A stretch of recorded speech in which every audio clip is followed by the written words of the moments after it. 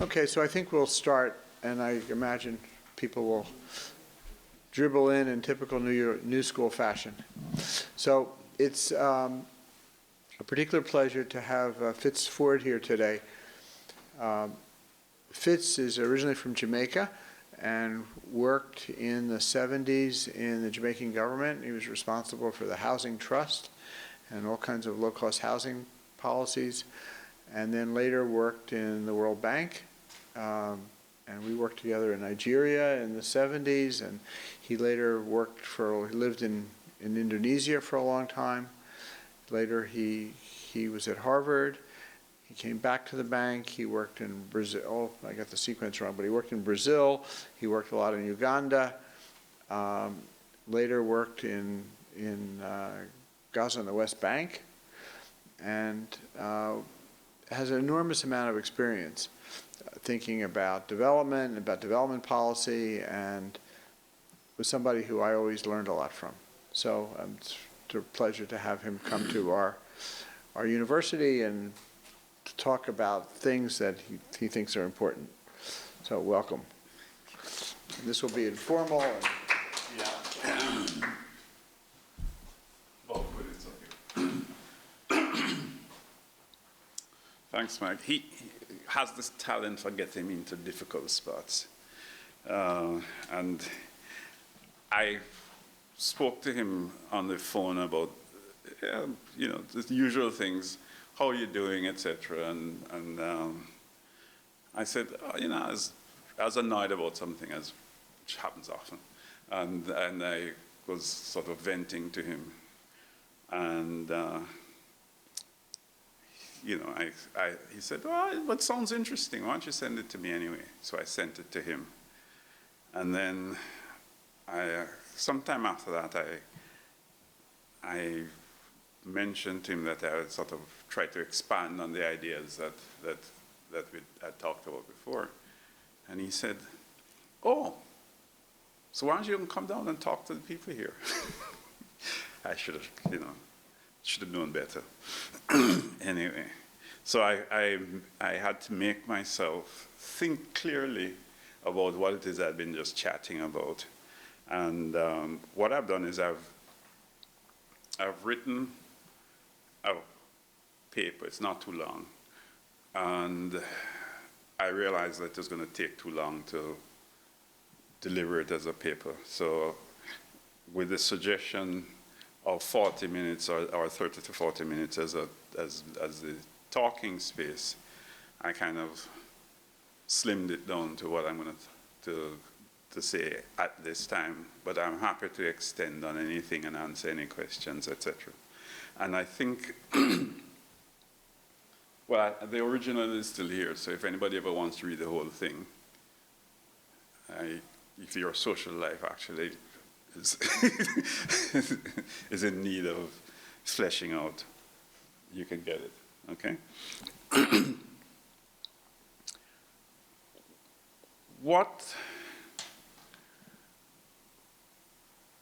One of the things that's been sort of on my mind for some time is what are the things that have had a significant impact in terms of changing the trajectory of where as people we go. And one of the things that comes to mind when you go back over that is the change from serfdom to industry. And one of the crucial aspects of that change that hardly ever gets talked about, but was absolutely necessary in that process, was to change the rules of the game, the institutional rules of the game. And that's one of the things that's often cited in the institutional economics world. By changing the laws that kept serfs tied to land, it allowed them to be freed and go to the cities where they could work in factories, et cetera, et cetera. And that's how the Industrial Revolution was born. Right?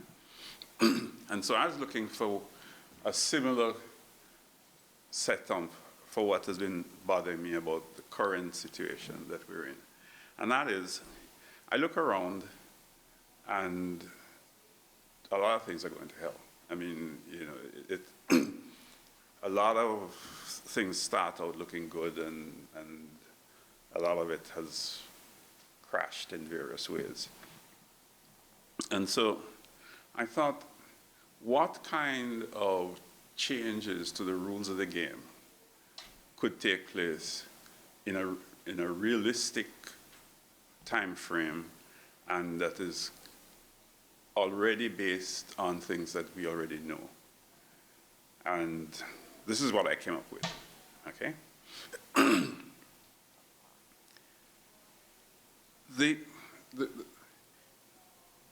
It's fascinating to pick different parts of the world and look at what's going on. One of the things that is happening right now in Washington that I think a couple of people here may know about is this absolute disaster that is going on between, I'm going to expose my thoughts and my views a little bit, 18% of the population and the rest, okay? The 18% essentially holding the rest of us hands to ransom. And the problem that I think underlies this is that there's been a break between the relationship of the partners and players in all of this. Nobody really understands and really interacts with what the government actually does in a conscious way. And the government has, the people who are involved in government or who are involved in working with governments have found it convenient to find other ways of attracting support. And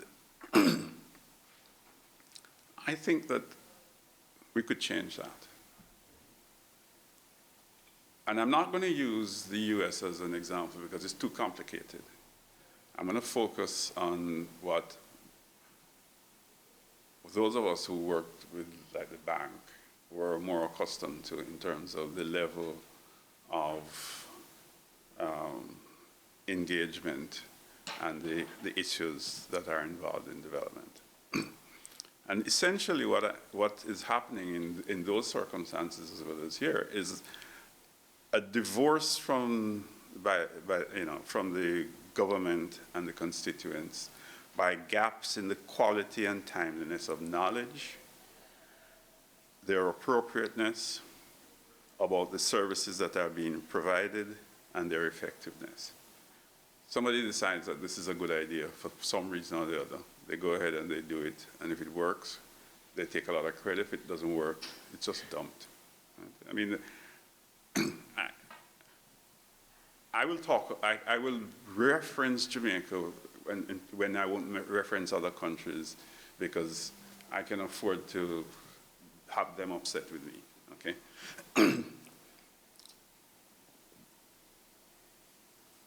We had, at the time that I was in the government, not because of my presence in the government, but at the time that I was involved in the government, we were doing a lot of good stuff, and we were growing until we went off track. And since we went off track, and I won't go through the story of how we went off track, we have never been able to get back on. Okay? So 2 generations of Jamaicans have essentially lost what I got in my generation. Now, the problem of this is that when governments begin to fail, they lose the trust of the people. And without the trust of the people, the system kind of gets worse and worse because the politicians try to hide, and the people distrust more. So the question, what I was trying to get at is, how do you set up, why does this have to happen at a time when we have tools that can actually link people from politicians, policymakers, civil servants, and people, and do it in a positive way? And so what I have argued here is that if you were to look at what the internet has made possible, you can put out, and some countries are doing this, right? It's not as though this is a, thank you. It's not as though this is a fantasy. They can put the entire budget in all of its programs online. And it can be from the central government down to a village. And they exist. There are programs that have been developed, systems that have been developed. There's a company called Free Balance, for example, in Canada, that makes its living doing that stuff, in a way that you can know anything that is going on by the government in any part of the country, if you want to. Okay? Now, that's a very important thing.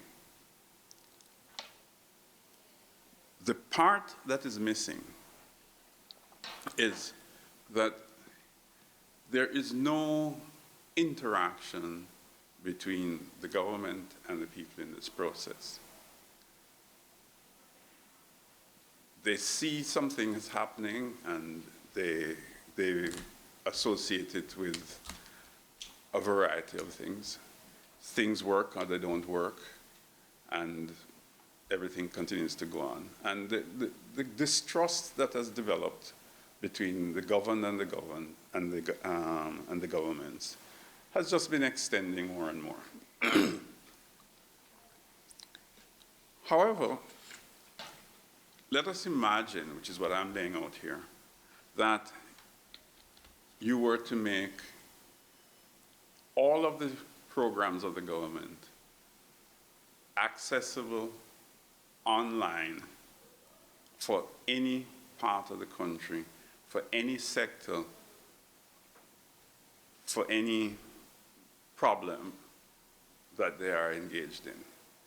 And not only make that information accessible, but in live time, that the actions that are being taken with regard to these programs are visible.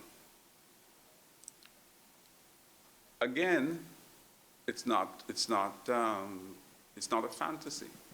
It is entirely possible now, and it is happening now in certain places and in certain sectors, that I've used as the example of a health maternal service program in Karnataka in India, where I have sat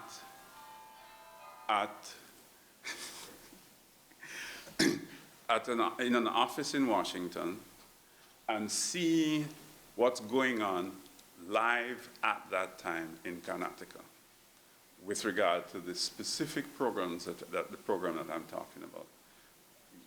You can see the healthcare people go to a particular house, talk to that person, make sure that they understand their medication and that they have been taking it, etc. Okay? Okay, so you can see it in Washington. We went to Burkina Faso just to talk to the people there about this, whether they'll be interested in stuff like this. They said, well, what do you mean? You want us to take a trip to Karnataka? We said, no, let's punch it up now. And that's what we did. We put the computer about the same size as this on the table, connected it to the telephone lines, screen on the wall, and we showed what was happening in Karnataka at that time. Okay?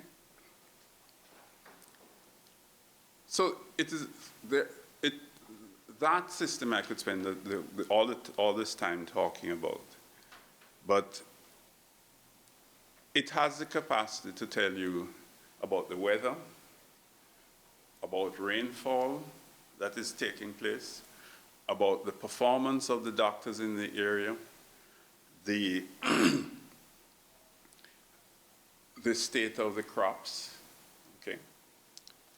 With the effect that you literally could, with this facility, be able to not just plan for things, but to see how they're going and react to those plans, to those changes and those environments.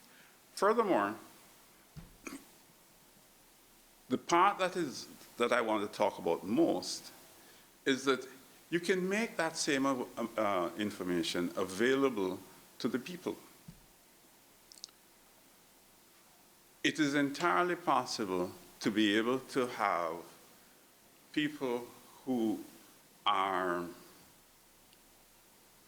umpteen miles away from the capital know how much money has been allocated for exactly what programs and all the rest of that, and also simultaneously know what is actually happening on those programs. Okay. The ability to do that from the point of view of a citizen changes the whole relationship with the government. It is no longer a secret society far away, but it is actually, if it is doing a good job, operating in ways that people can see. The other point that I sort of introduced into this is probably not as easy to expect. I'm arguing here that it is extremely important that the hypotheses under which programs are developed should be made explicit and laid out. When we're doing projects, okay, we all walked out into that country and into that field, and we were using whatever hypothesis we thought was the most important thing, or the most applicable way of dealing with the problem. And so we were talking earlier about when we were doing the what is broadly called the slum upgrading program, the sites and services program. We went out and did what we were convinced was the right thing to do, which was to break with the old pattern of trying to sell or put poor people into houses that they can't afford, which had two disadvantages for those of you who haven't been through this.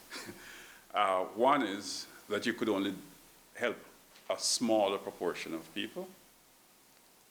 And secondly, because you only had a small proportion of people, the politicians had a tremendous incentive to give it to their friends.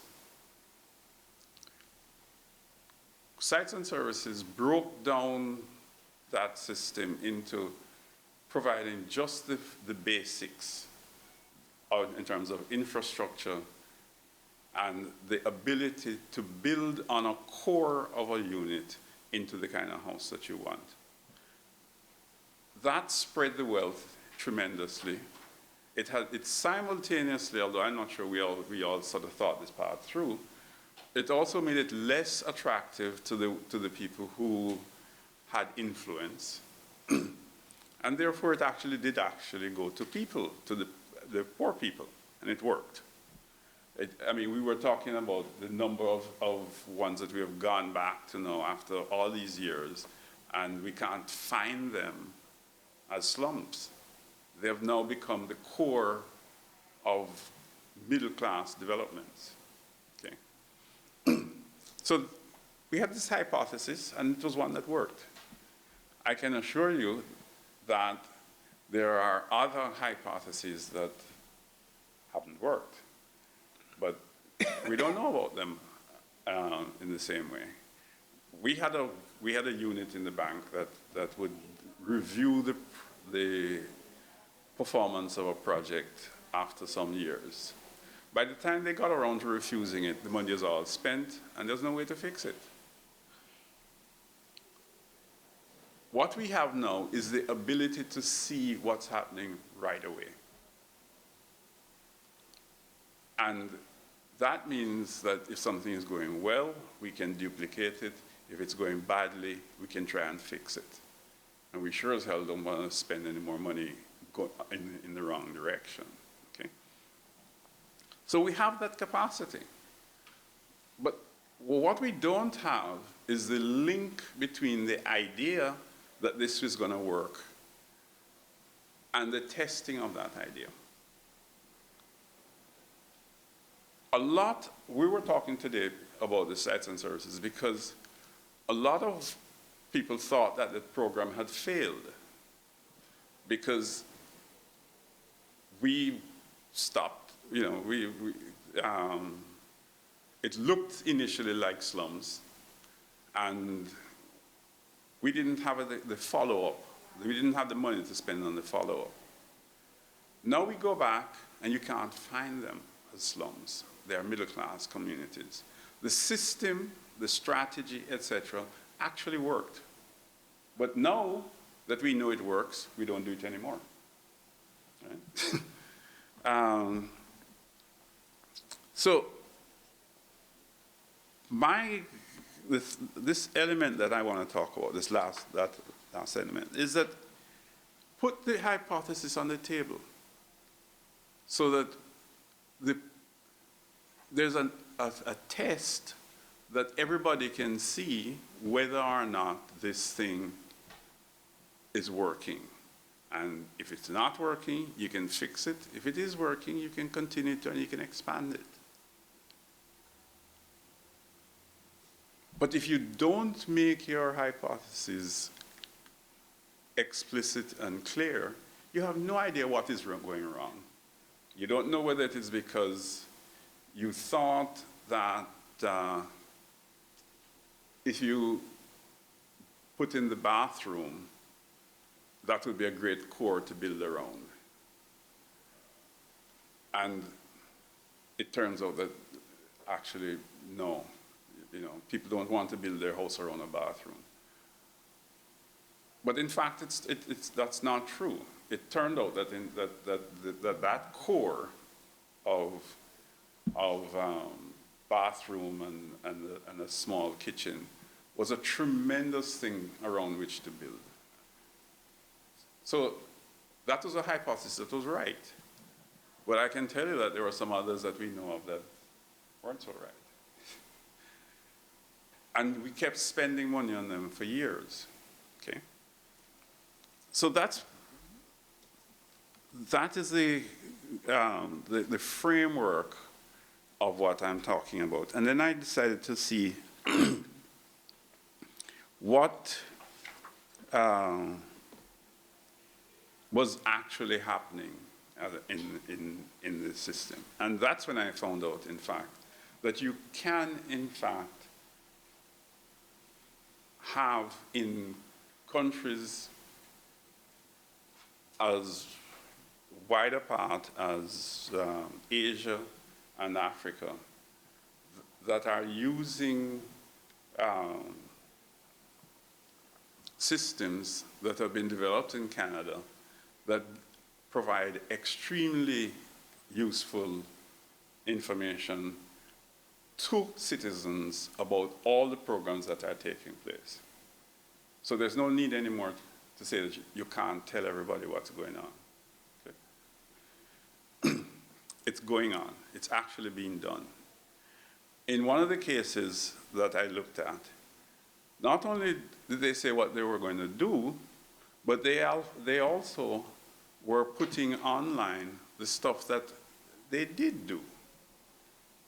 So the circle was being closed in that particular country. You could go on a similar kind of dashboard anywhere you are in the country and see what's going on with regard to the things that the government had said it was going to do. So the credibility of government is tied to the ability of the people to monitor them. But there is a positive side to that. To the extent that you accomplish what you say you're going to accomplish and you're seen to be accomplishing it, the trust that is developed between the people and the government changes completely. It becomes a positive side. It then has the possibility of impacting on the government in a way that they stop doing this dance that they're doing in Washington. Now, the issue that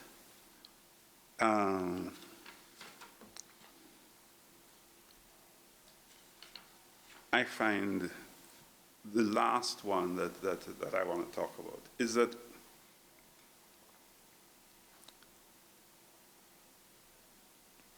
we don't seem to have maintained or built back the trust between the governed and the governed. And so there's a tendency for the split to get wider and wider as the government tries to hide more and more, and the people begin to distrust more and more.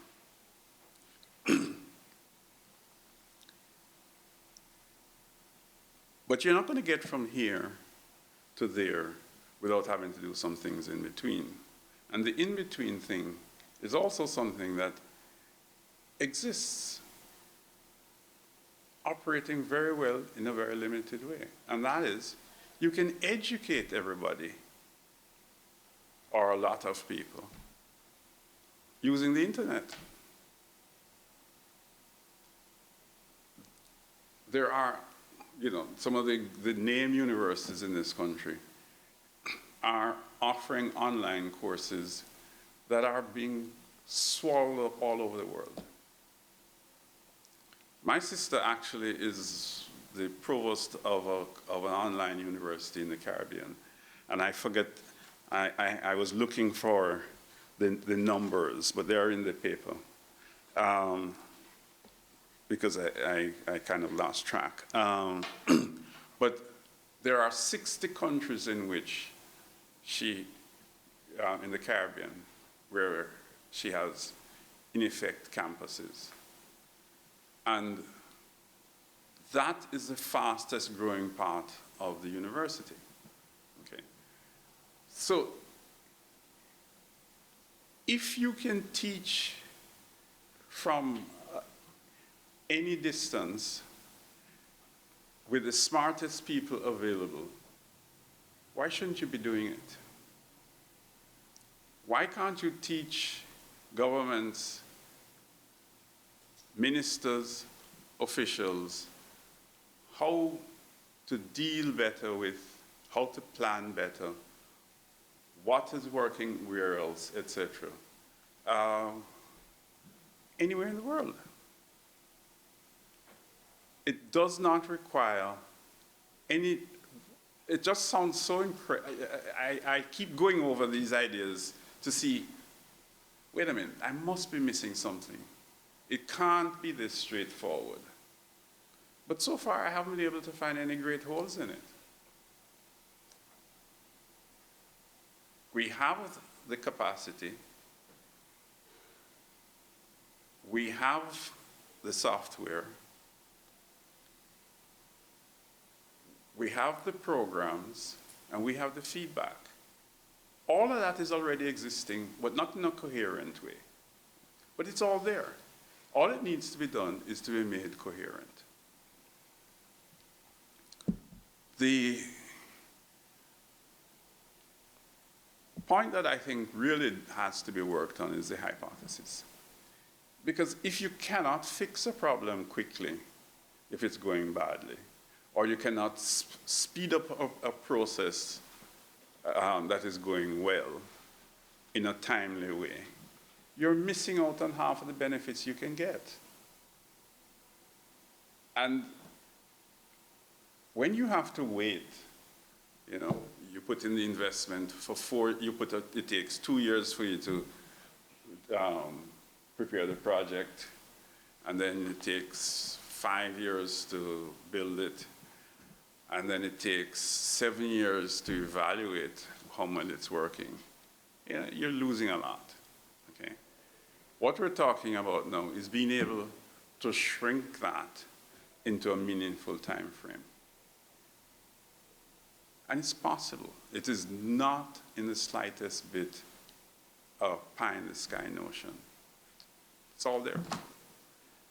What I would like us to talk about, and I'd like to hear your ideas, is why is it not happening, and what can be done to make it happen? And so, you know, I'm hoping that the students among you, and that doesn't mean the younger ones only, will sort of glance through and leaf through the paper when you have some time, and think about it, and think about what's wrong with this. Why can't this work? And why aren't we talking more about it? Okay? Thank you. Let me start off by the conversation by asking you to be a little bit more concrete, in the sense of when you say that a government can know what is going on in a particular project. Take the Karnataka example. You say they show pictures of the health inspectors going to somebody's house. So that implies that there's somebody with a video camera, I guess. No? There are, first of all... or with a cell phone, or what are they doing here? Cell phones, mostly. Cell phones are the most common mechanism for sending images. Okay. In fact, it's one of the popular uses of cell phones. Some of it is satellite. For example, weather. You know, you can find out what's happening in Afghanistan in terms of agriculture because of the satellites. Okay. And in fact, you can tell whether the things whether it's been flooded, whether it's blossoming, blah, blah, blah. All of that. Okay, so you can take a picture of what's going on, and then you need to be able to match. Yeah. You need to be able to match the picture of what's going on to some description of what that's supposed to be. Yes. Yes. Yes. But the population wouldn't necessarily be interested in budgetary information about that, right? They'd be interested in what's the content of the program. Well, this is an interesting point, because it happened that I actually did some work in Karnataka. And the first time that I went to one of the local offices, I walked in, the office seemed to be completely empty. And there was just on one wall a piece of paper with a pin stuck in it and some numbers that were supposed to indicate what it was they were supposed to have to spend for that year. Except that was for 2 years ago. Okay? And there were no people in the office aside from this one guy who gets paid. So what we did was had them paint the budget for that town, that village or whatever, on the side of the wall by program, so that anybody passing by can see that, you know, 100,000 of this is supposed to be made available for this particular service, okay? And then inside, they have it on the update basis of how much has been spent so far, for what. And so again, if you go in there, you can tell whether they have spent the money on what they say they have spent it on and what effect it's had.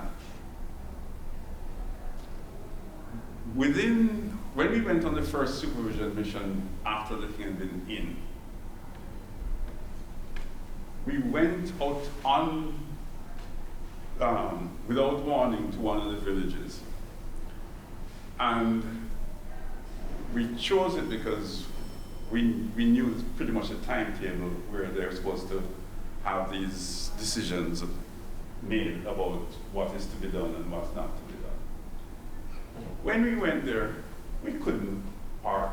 We couldn't find anywhere to sit because the entire village had come to be part of that discussion about what this money is going to be spent for and how it was spent the last year and how successful it was.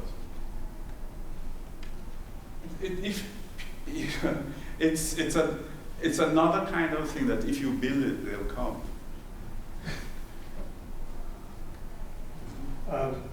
There's sort of several stages here I want to sort of build out and leading towards sort of a comment / question.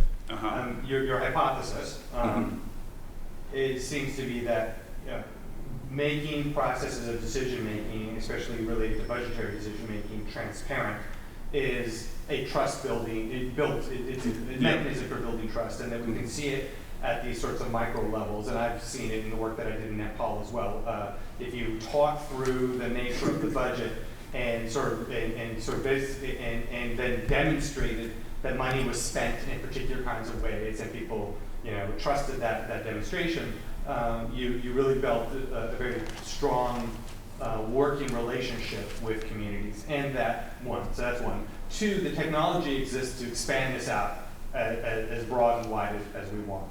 So in putting that forward, you sort of, and in a related vein, when you were referring to the work that you and Mike did years back in terms of going back to what were slums that are now middle class neighborhoods, and there's a failure to learn from and replicate some of these past things. They've done, it's sort of now passé, they've gone on. So through this, you've articulated, so first is, the statement about trust. The second, you've articulated a couple of frustrations that I have. One is that the demand for, quote, innovation means that we regularly fail to sustain things that we already know about that actually work, right? We're always trying out new things instead of things that we already know. And so there's this continual... How else are you going to get promoted? Right, exactly. There's this continual abandonment of things. So there's a great deal that we already know, and we should be working on it, and we have a great deal of skill. We can solve so many of these problems. Why don't we? And we know how to build trust, okay? And so all of that together is like, why aren't we doing this? So this is where I think it's privatization of the state. I think we can look at the national security state and the way it's going. Great, every day, everything has to be more and more kept secret. There's also a lot of this technological capacity is not in the public realm, it's in the private realm. At one point you mentioned things like weather tracking. Monsanto just spent almost $1 billion buying up a whole weather tracking system for sort of global weather monitoring, and it's Monsanto. They are all about privatizing the public good. So I think that what you're articulating as a reality, so many of this stuff we can fix now with what we know now, and we don't. Why don't we? I think because our system is set up that it's about profit taking, to put it in the baldly simplistic terms. and it's going to continue in that direction, unless there is some pretty dramatic political movement on the part of common citizens to change that structure. I just have a hard time seeing it going any other way. And then one last thing. So I pose that as a question. Yeah. And then one last thing is one worry I have about your sort of on top of it monitoring and making more rapid decisions.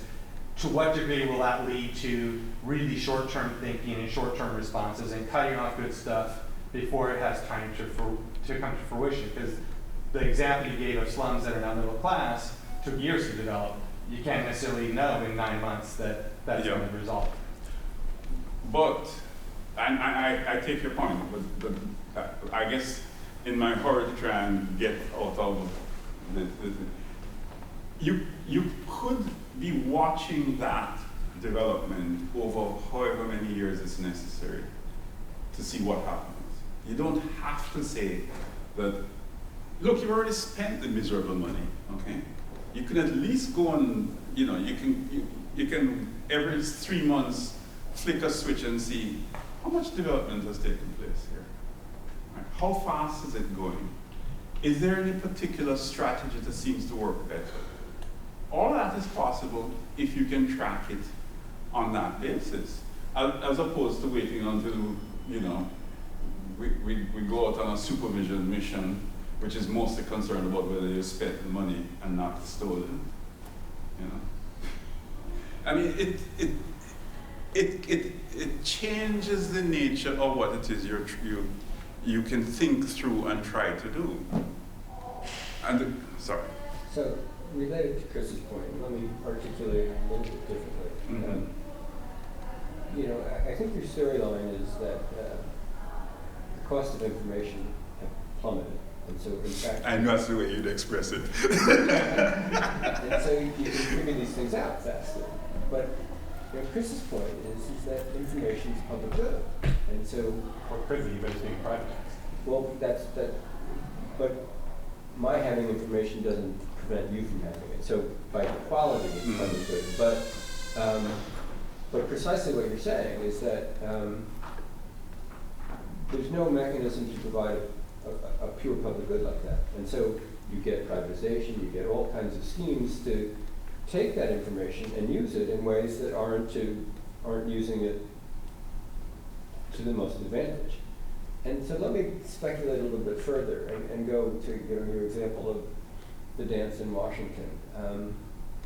I don't think that's in any way idiosyncratic. I think that's happening in lots of places. We may be making big fools of ourselves in most others, but I was just back from Eastern Europe, and the 3 countries that were the 3 richest, or of the richest, they each have this. Czechoslovakia, the Czech Republic, both parties were just recently indicted for corruption. India can't move anything for the same types of reasons. Slovenia, the same, and Hungary has gone close to fascism, according to many reports. And so the polarization in terms of using this information in ways that favor particular sides of the argument rather than kind of, so to me, I don't know where this ends. I've never felt so discouraged about American politics, but I don't see how it plays out. I see it, it's kind of a free-for-all in this, you put it privatization of information, but just, it seems to, your common sense of this, why doesn't this work? And to me, it's getting worse. Yes, and, that's my point. And it should be going the other way when the price is falling for information. So it's an interesting question, but I don't know where this leads us, and I'm quite discouraged about it. Well, your observations are very similar to mine, okay? And my argument, the reason I'm asking why don't we have this, right, is not because I don't think we can have it. I think we have to start asking the question, why the hell are we letting these guys get away with this? I mean, we're the people, right? Why are we letting them? The notion that the best way to govern is to keep people stupid is something that I find offensive. But this is not the strategy. Have you been watching those ads for candidates? You want to vote for any of them? I'm sorry. Jackie, you had a comment? Sorry. Yeah, I'm sorry. Yeah. I think it kind of leads on from what's just been said, but I think the hypothesis then assumes that governments are interested in increasing transparency. And what if they aren't? You know, what if there are governments who are deeply invested in things not being transparent? And there are many of them. And so how do you get this kind of idea to take root in places like that? If you read the actual paper, you will see why I'm so upset. Because I believe that's true. I believe that the reason that these things are not happening is because it's not in the interest of the people who are currently benefiting from it. That's what I think is the fundamental problem. But I sort of didn't want to start off preaching that. but you know, you thought about it right away, okay? But there are experiments in this country, for example, with putting online the town meetings of communities. And there's a lot of that discussion where, you can see the thing in live, or you can get information about the programs, let's say in a suburb of Illinois, of Chicago. You can see what's going on, what's the agenda of the city council. The city council meeting is there being televised in the local TV channel. And apparently this is going on a large scale around the country. Is that right? I think what I read about it, and I see some of it. And so I think that that's probably a positive thing. The question is, for me, why this doesn't occur in other parts of the world, or whether it's, and how to facilitate the process. I mean, it would seem to me that I've never heard of a development agency talk about an information project, for example. Right? Yeah. You could argue you want an information project, and if you focused on information, you would empower the population, and it's really an investment in human development. But isn't that the rub? And it's going back to Jackie's point, it's empowering the population. It actually requires a belief in democracy on the part of the people who control the state, and I just don't think we have that. And we could just watch. I mean, the thing is, democracy goes multiple directions. I mean, that the United States, as one would expect, in Egypt, like it or not like it, but a democratically elected government gets tossed out by the military, and they go and they start killing lots of people. And we've historically been very happy with that. We've helped facilitate it many times in Latin America. But it demonstrates this continuing lack of commitment to democratic process, because what you're calling for ultimately in that level of transparency, and you can even call it radical transparency, is a really true and open democracy. And until we can actually have institutions that are committed to that, I'm very skeptical of them. I'm very frustrated, very skeptical that can happen. That is happening at local levels is where the only place for me personally where I have any faith that anything can happen. I don't think that it's going to happen at the national level in any government except for maybe small states. But well, you will find that exact argument in the paper itself. Yeah. I deliberately said, I started off talking a bit about the U.S. and then I immediately said, I don't think any of this will happen here. So, just in the spirit of not agreeing with Chris. Okay. Contradict my earlier argument. What if it's the case that that there's such a thing as progress, as John Dewey probably said in this room 50 years ago or so, that and that Jackie's point is that eventually people see behind the veil, and that you can't fool them forever, sort of thing. And so, for example, if you look at this fellow Wang, who predicted the elections, he beat the 538 guy. He got the numbers exactly right on Romney, and he said if they had an election today, 30 House Republicans would fall. The House would go, and he's saying it's not today, but the point is, maybe this is a short-run disequilibrium. This is something that, and I grant Chris's point that there is no such thing as a perfect democracy. But if you believe that ultimately people figure it out, then you're right. And we haven't been able to digest this sharp fall in the price of information, and people are scrambling. And the way they're scrambling is not using it well, or using it for particular interests to it. But that in the long run, your story plays out. And Chris's doesn't. Except that I have no confidence that the Democrats are as committed to the national security state as anybody else is. So. But you see, this is exactly why I've gotten so agitated about this. Because, if I thought that I was a genius, right, and I just am seeing stuff that nobody else can see, right, I feel differently. But it is, to me, it's extraordinarily transparent. Okay, so I decided that any place where Mike was involved in this way, I can speak my mind about things like this. Okay, because it's not something that I'm going to go around and tell everybody. Because I might, get into a car wreck or something. You worked in Indonesia too long. No, but I really do have a problem trying to figure out why is this not happening? I'd love to think it's because I'm a genius, but I don't think so. And so, and I don't think we can, I think it's worth talking about, because I don't think we can sort of wait for events to catch up.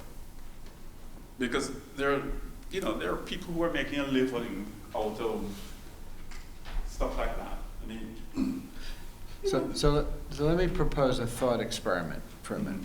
So let's imagine a society which we think is relatively well organized and functioning. Maybe it's Scandinavia. Okay, maybe we're talking about Sweden or Norway or something, or Denmark. And where they have relatively stable politics, they have a relatively high level of education and probably availability of technology. Right?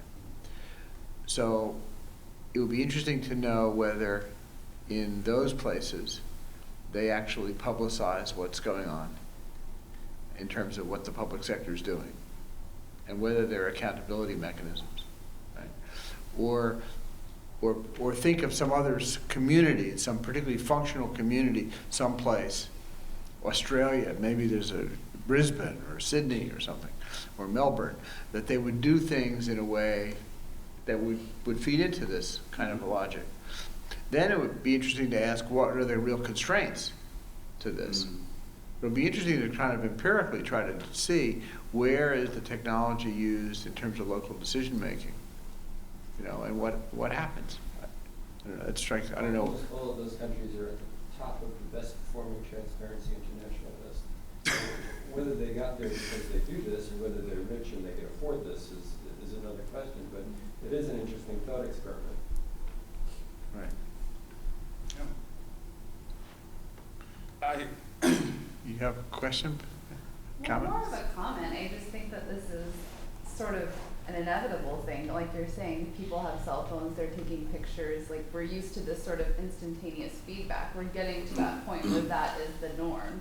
And so to say the governments are all going to adopt this overnight, I think is a little idealistic at this point. But this information is proliferating at the municipal levels and the community groups and all of that, to the point where it will put pressure on the top as it spreads out, because we do want to know what's going on. It's going to happen. It's just when and who's going to pay for it.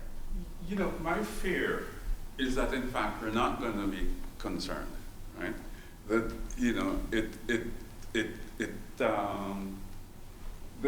there'll be ways of sort of distracting. Okay. You don't Go back to serfdom. Once they got away. Yeah. Might take a while.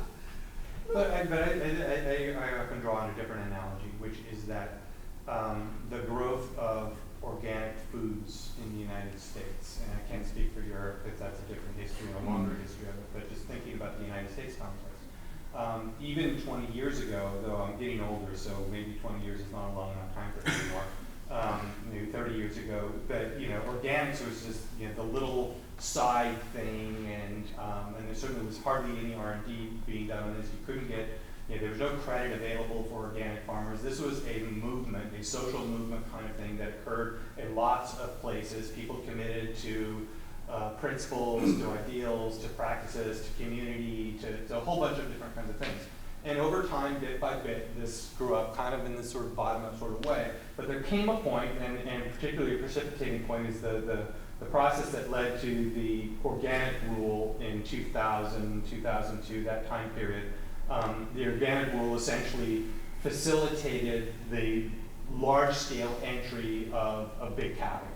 And you already had industrial organic and industrialization organics, but now the biggest purveyor of certified organic products is Walmart. And so great, this sort of organic foods, okay, fine, but the social change movement that helped generate that process got completely steamrolled and no longer became a motive force in the continuing expansion of organic food consumption. Now, I'm not saying that expansion of organic food consumption, great, that's an improvement, but in terms of it being a sort of transformational process that can lead to pushing on up and getting to the higher institutions, I just don't think it's going to happen. I can see it getting to a point, and then when it becomes profitable, it'll just get taken over and capitalized and privatized, and we can see that happening right now because Monsanto is all about it's moving ahead. It was already doing it to a certain degree, but it's watching its GM seeds declining in value. The value of that value proposition is pretty much reached its peak and it's already declining. And so what are they doing? They're moving into information. And they're just going to start privatizing information, adding information as much as they can. So I don't know. I'm just very, and that sounds that's sort of a dystopian thing that we're always going to, all these social movements are always going to get screwed. But so how do we overcome that? I don't know. I mean, if in the meantime some things get improved, okay, then that's all we hope for. Yes. Well, me being Mr. Negative.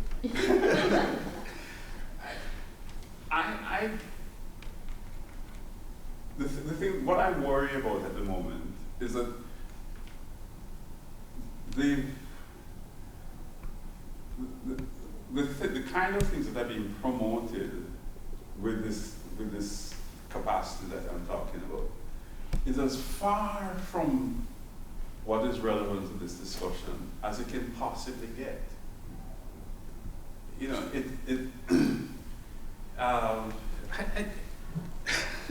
And it's just that if what gets reported is what is common, I don't think that that's particularly helpful. Well, let me argue with Chris again. So Robert Solow, who's this wonderful economist, was asked, this is Those two words go together? Never heard that before. This is one of those rare cases where so he was asked, this was about 10 years ago, and he posed the question, computers are everywhere but in the productivity data. Well, look, 7 years later they showed up in the productivity data, and so suddenly you got this boost from, so in some sense what you're talking about is that this is information that can get into this big data world. How do you, figure out underlying trends? How do you, figure out things that you don't have to go 7 years to figure out what's going on? And I think we're in really early days of it, and it is, as Chris says, it's a good that can be politicized really easily, and it lends itself to that rather than lends itself to just competitive markets. It lends itself to obscure markets in some ways, and so this takes me back to my earlier optimism rather than my earlier pessimism. That maybe it is just, the the information is everywhere, but it's not being used yet. And to the extent it is being used, it's being used to suppress its use for more effective uses. Well, I think that the summary as to where it is going at the moment is correct. I just hope that I'm wrong about the ability of. Let me tell you. Let me give you my sort of counter example. Money is free speech. Okay, you go through all this trouble of writing a constitution, protecting it for, over 200 years, that says that, we the people, okay? Not we the money. But now, you've got, as law of the land, the carte blanche on how much money can influence, the government. And if you think that I'm just being paranoid, just look at where the 18% gets influenced by. Okay, when they are targeted. It's not fantasy. They're targeted by one major source, and their supporters, and they buy it, okay. And then of course they sort of help out the things by changing the rules, right? That allows for both sides like gerrymandering, which is true, okay. But it's now gone to a fine art, okay.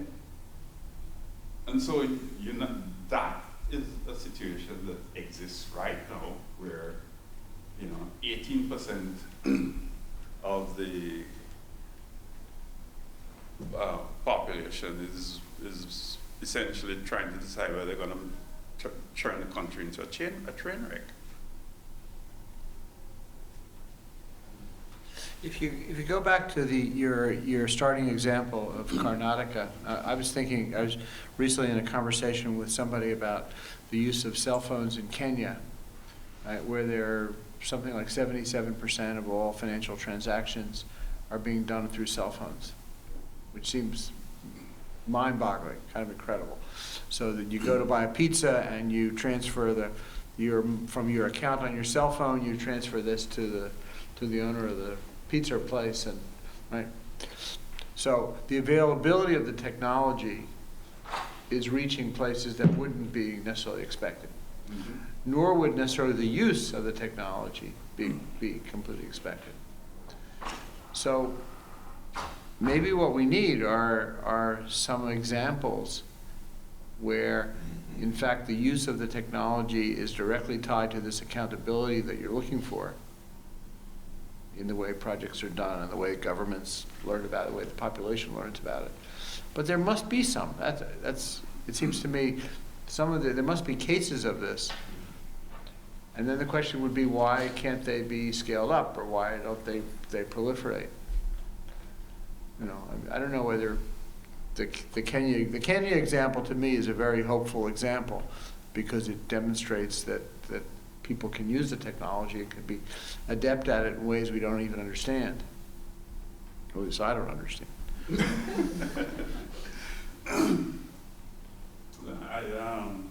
I would hope that we're gonna, we the people are gonna win eventually, but it's really frustrating to see what's going on. Right. I saw a piece recently that it gets to what it talked about how rapidly the innovation of anesthesia and anesthetics were developed almost simultaneously, and one was adapted widespread throughout Europe and North America when it was late 19th century, within 6 months. and the other took 25 years. And so you could put people to sleep for the surgery, but you're still infecting them because you didn't clean your hands and use that. And so it had to do with the qualities of the innovation itself. And so, and this quality of information is a particularly hard one to get your hands around. You know, how do you get into the institution so that, I mean, in some sense, it should be relatively straightforward, as you're saying. It's there, people should use it, and it doesn't seem to be taken home. And the theories you're both offering about why they're not taken home make a lot of sense. But it's a question of, is this a temporary situation, or is this, if it's a long-run situation, it's pretty bleak.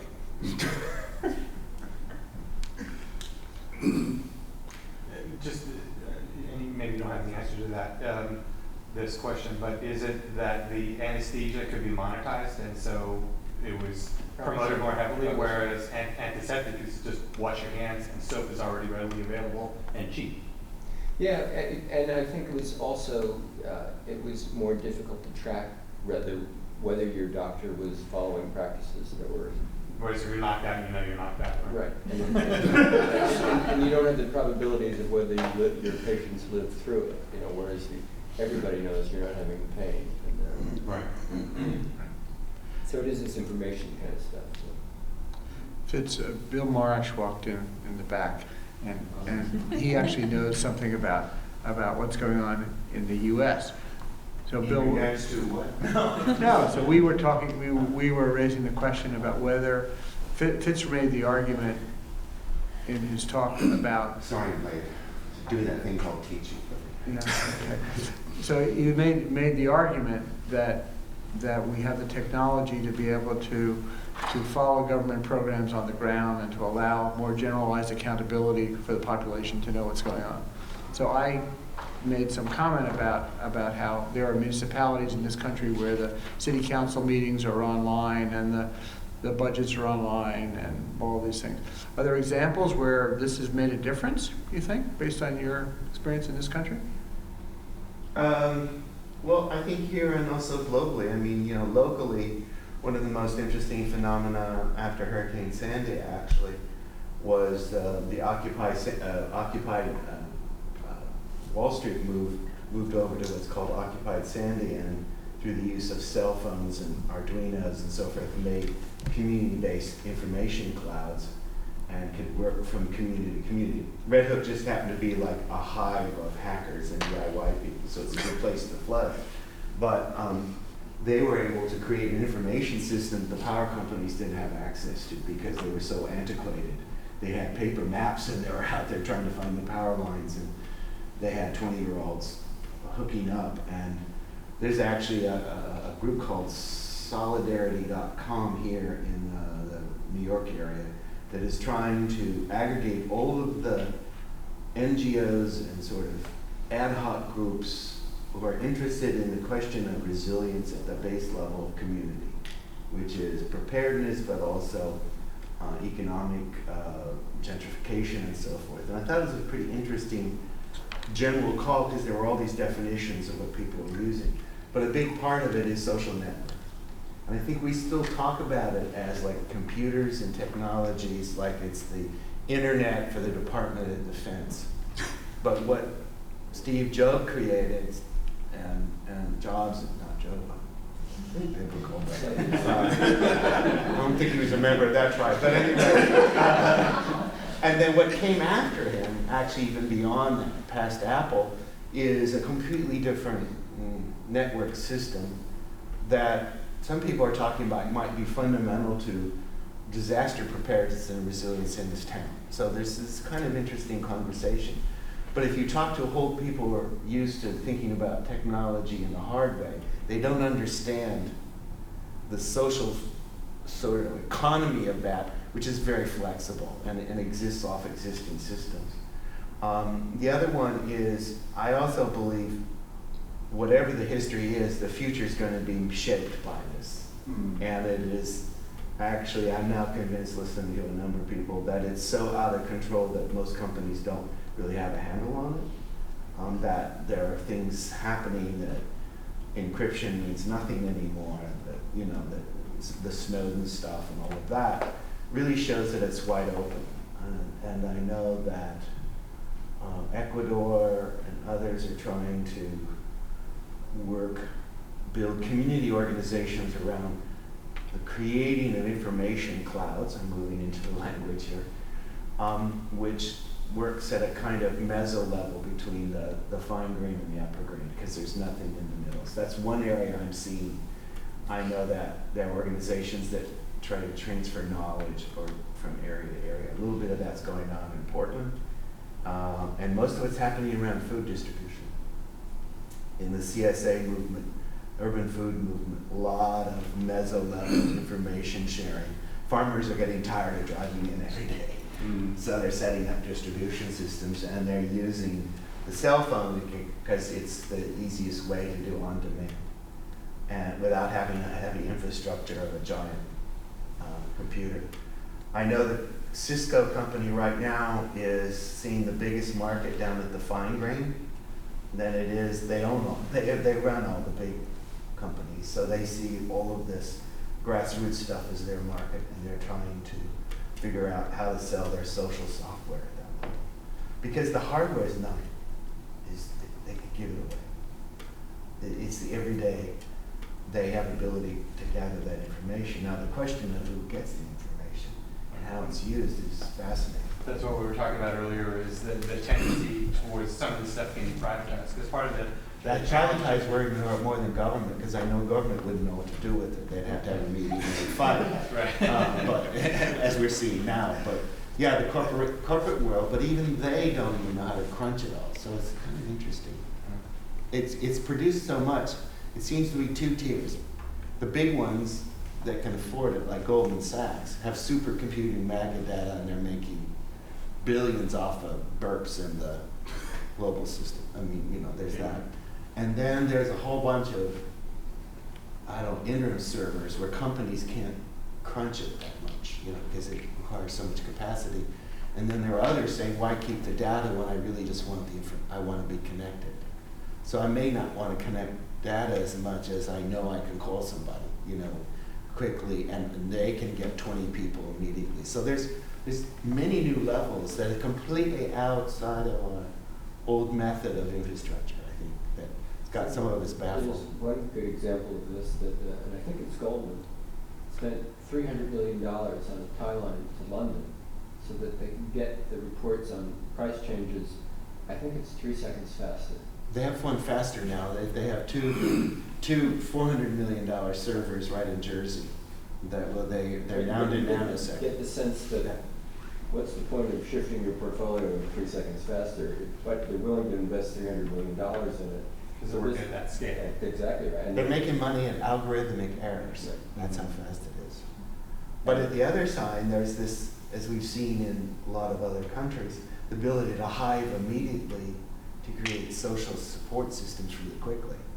So people are gathering for politics, or they're gathering to help people, which is very fascinating. For disaster response, but I guess, you know, it's relevant to our earlier conversations. How can all of that information flow capacity, the organizational capacity, lead to influencing decision making at larger scales, so that, and I don't mean in this sort of narrowly scaling up kind of rhetoric, which I really dislike, because usually I see it as privatization, but in a way that, you know, that the decisions can be pushed from the bottom up in some way, or influence instead of, you know, a creative and, you know, and productive, but also quite often reactive sort of making do at the local level or at the micro level. Meantime, the system stays as the system, right? Can that, is there a meso, or is there a mechanism, or, you know, I'm not saying that there is one, but could there be, could we imagine one where all of that capacity, instead of just being reactive, is structuring up? There seems to be, coming out of the Europe collapse in Spain and others, in Italy and Greece, the arrival of what people are calling intermediary organizations. because you're aggregating it up, you have to transfer to the knowledge of different disciplines what's important, right? We have, quote, ubiquitous computing, but we're all sitting in our discipline language. So they're trying, for instance, a lot of hotels collapse. People who have been workers are now living in the hotels and taking it over. But they said, well, why don't we just live here and run it? And so now, they're now finding 5 hotels and they're now organizing and they're kind of uploading into booking.com. So they had to form a kind of intermediary. And I'm going, this is the hellest thing I've heard. I'd rather go stay there than the Hilton. So they're relearning something we've never had, between micro and macro is a kind of interdiscipline. I think that's where interdisciplinary works quite well, because some of it is very tangible, some of it is very database, and I think that's what's missing from the top and bottom. If you go around, everybody realizes there's nothing in the middle, and Cisco can't just go down to a neighborhood in Canberra. They just, it's like the World Bank, same problem, you have to bring all your cousins or something, and it just doesn't get back there, right? But that's sort of what's popping up. I'm just trying to keep up with the students. That was going to be my question. I mean, I think the interesting thing is, in the university context, is so who is teaching whom, right? And is this basically a generational issue, or are people talking about this and teaching about the behavioral stuff that you were describing, or are they just sort of doing it? There are two lines that are going on. There's still a discussion about how the computer is going to play in our life. That's sort of, it's here, and that whole discussion, which is useful. And how does it fit in the definition of technology and modernity in that conversation? Then at the other level, it's a kind of discussion of community groups can make their own systems, where people can use this mostly for events. But no one's, again, talking about how it becomes a system, that it becomes part of the public infrastructure. I mean, that's the big dialogue. That's not being talked about. No. And it's not being talked about in many places. People still see it as kind of over there in technology, Right. or it's a part of a social action tool. Because it's sort of at the root of what we've been talking about. Right, it has to become an infrastructure, and the problem is right now we don't know even how to get water to ourselves. So it is still in the public, computers are the freedom of the people in the street, Wi-Fi and cell phone. And computers is the evil monster from NSA to Cisco. So we still have that. Meanwhile, there's a lot of other people making this infrastructure, and they're figuring out the hybrid. That's not taught in many places right now, but I think it's a huge area, because it changes that question from scaling to the question of intermediary. And that's what we're sort of carrying out now in our course of infrastructure. Will the net set us free or not? But that's not the net. You see, the internet is only is old language. You could have called it Ethernet, and then we would have been back to anesthesia. But anyway. Actually, we just talked about it. Yeah, exactly. Yeah. No, it's very interesting because they call it ubiquitous computing now. It isn't even Ethernet is just a tool. And then you get into RFID and sensors, which anybody can do. So, but no, our cities and infrastructure are looking at this now. They still have like technology and then there's information. We're still in that struggle. I think that's what I picked up what you were talking about. We still have it in the wrong silo. They jumped out of there about 15 years ago. And the pressure is to put it back in or something. It's not control, right? Yeah, Apple can't even put it back in. Somebody was saying it's moved so fast that actually Apple's a dinosaur now because all they're selling is colored phones. The software's the same. That's how fast it's moving. Wow. What's next? No one knows. This is the exciting part, and I think this is why it's a good time. Everyone's guessing because it's ubiquitous. Because I don't have to wait for Cisco to tell me. I could write my own app and People can write algorithms, you can get up a system, you can start your own app, you can start your own social network. You're not going to shut it down. I mean, government can't shut it down. They don't know how to shut it down. They still thinking intellectual property. And it's like China still tries to shut it down. Like, just find another satellite. Yeah, it's pretty interesting. Right. That's interesting. Well, thank you. Thank you for stimulating an interesting conversation. Oh, We appreciate it a lot. well, it was fun for me. I mean, I sit there and brood about these things and I finally get to talk about it. Good. Okay, well, thank you all for coming and participating, and that's great. Good. Well, you can tell I've been out. You've been quite fun. It is